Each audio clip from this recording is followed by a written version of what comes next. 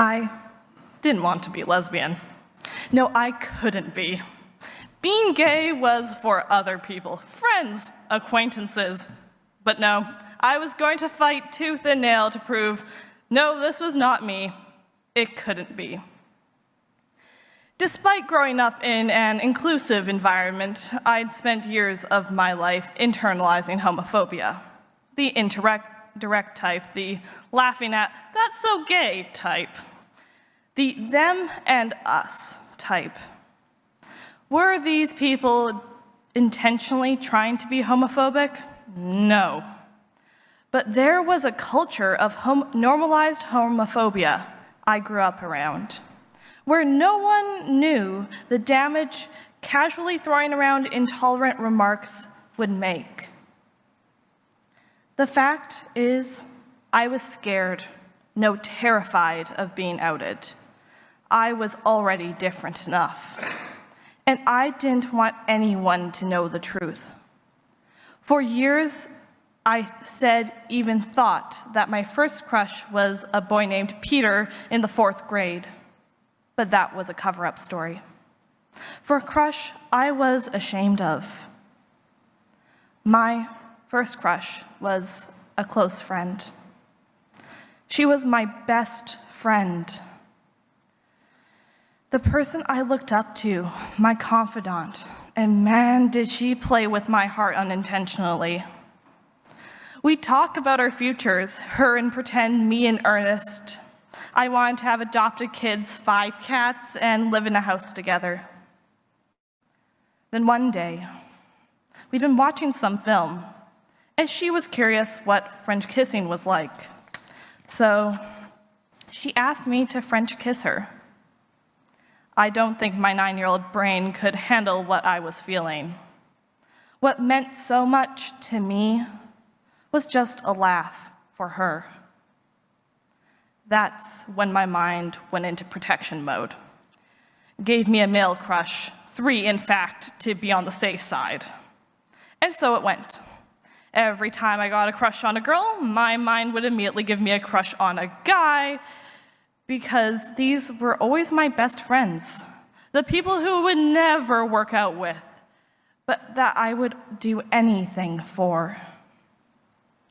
I always felt like there was something wrong with me, perturbed with me, because of my confusing feelings for my best friends. What was wrong with me? Why?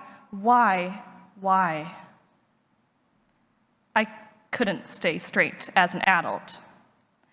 After my mom died, my mind went immediately to get married, have kids, follow the plan. I tried using online dating. That was an educational 3-year experience.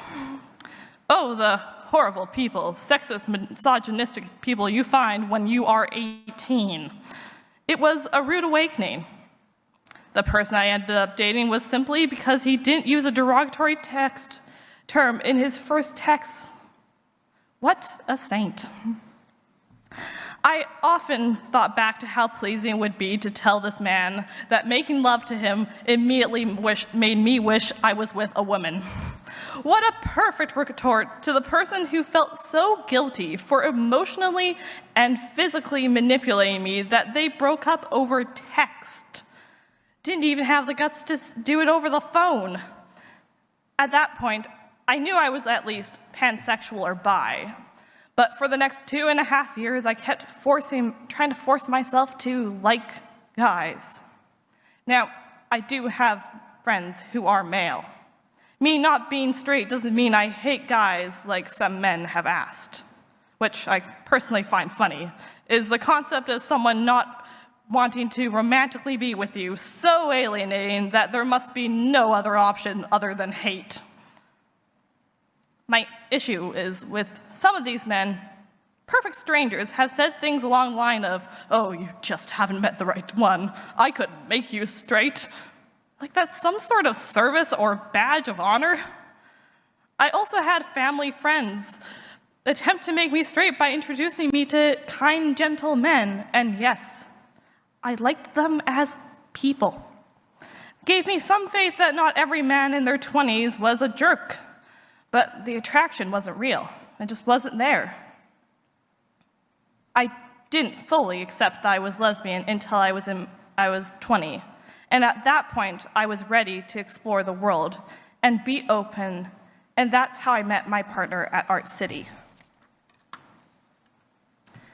It's not simple being lesbian or getting to the point of having that confidence in yourself. It requires courage and strength and the ability to say no and fight for what you believe in. I didn't know if I would love Charlie at the beginning, but I took a leap of faith and found my soulmate. We were similar in the ways that mattered and wildly different in the ways that didn't. We were best friends, and she respected that my need to go slow with love, like I'd never been respected before. We had the healthiest fights ever, with us both using our therapy skills and reconciling quite quickly. And the challenge for me has always been convincing others that this love was real and had its root in friendship and emotional healing and support. Because for me, that was the greatest contribution my partner could ever give. A listening ear, an open heart, and experience. For so long, I had felt alone in my mental health struggles, felt invalidated, like they weren't real, and that really held me back from really living.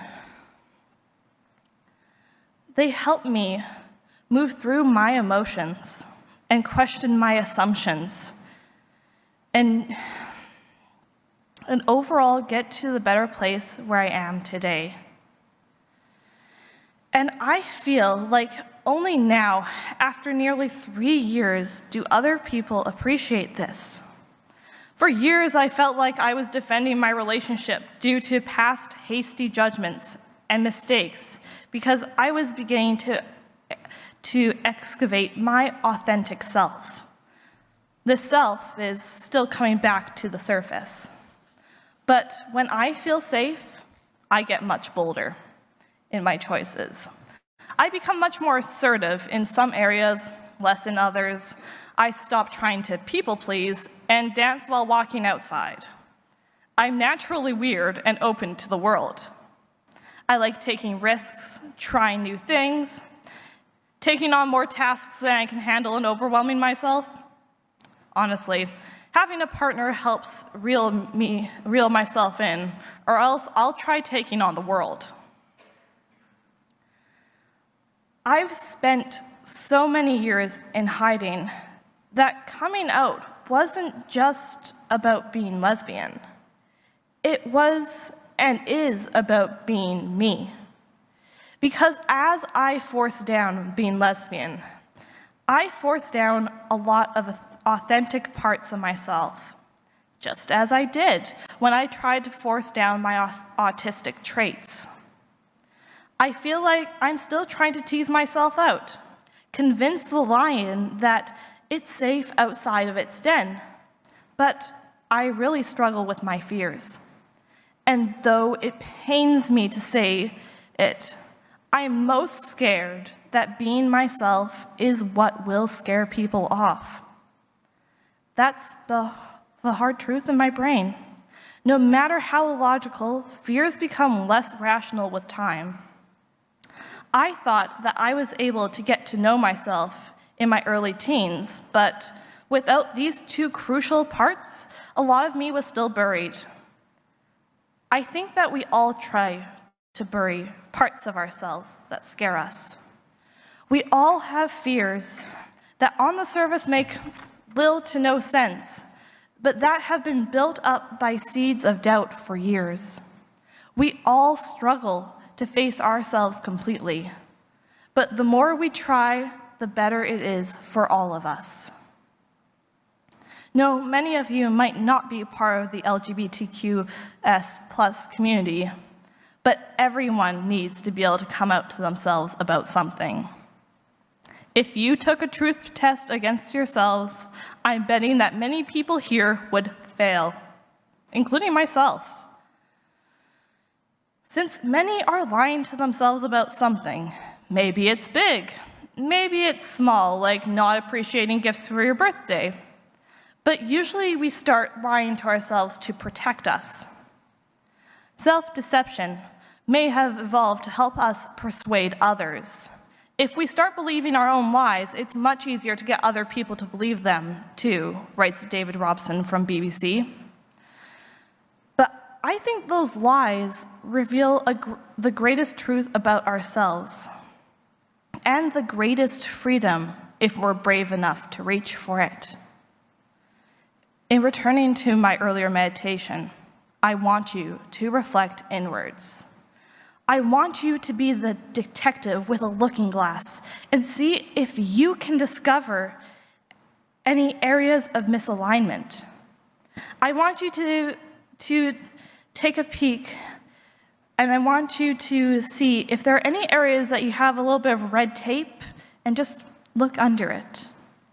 I know not everyone is ready, willing, or can take the steps required to free themselves from self-deception, but at least knowing that it's most likely there and that you aren't alone maybe can bring you comfort.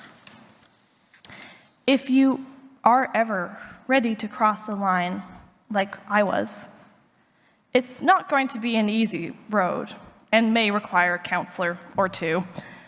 But this road is worthwhile for us all. You may think that you've reached an age where you've stopped growing or developing. And yes, there is a point in life where we may lose a few inches. But our brains and cells are never stopped growing or developing. We are infinite possibilities of the same person. And each choice leads us to develop in who we are and how we are in this world. We are unlimited in a limited world and body, and the world doesn't just happen to us. We happen to the world and are capable of great change, even if that's a tough sell. I would at least encourage everyone today to be a bit kinder to themselves. Be a bit more open to themselves this week, and be a bit more open to the influences of the world. Hopefully positive, because yes, it is Pride Month, and yes, this day commemorates the trials and tribulations of my community. But it's really about having the courage to be your authentic self in the face of adversity, and how over time, if you're able to be your authentic self, courageously taking on the world, you encourage others to be their authentic best selves. And that can only be good for the world. We need more people finding their courage to speak to their authentic selves, freeing others to do the same. We need more people finding their common ground and opening themselves to the world around them. As we allow more of our authentic selves to rise up, we are most likely to accept the authentic selves of others. I experienced a great freedom when I could go out into the world and declare that I was lesbian, autistic, and open to the world of love. The power I felt and feel as I unburdened myself from my handmade chains were mesmerizing. Forget Scrooge. I was ready to take back the world and take it on my way. As I replaced the words "you can't" with "I can," I feel each day closer to realizing my dream. I recently chose that my definition of success was family, chosen family, and the love and acceptance that comes with it. It didn't matter as much if my grades were high, even though I am still quite determined to be an AA plus student. That hasn't left. It didn't matter as much if I got my dream job with the dream pay, though I still definitely have goals. What mattered was nurturing my family and myself. If we are doing what we can to have a good life, then that's good enough for me. If we're encouraging each other to do better and try harder to achieve our goals, that's great. If we're there to be a shoulder to cry on or a listening board to knock out ideas, that's what matters to me. As I discovered this focus and made more decisions of my life centered around this, I feel happier and better about my own life.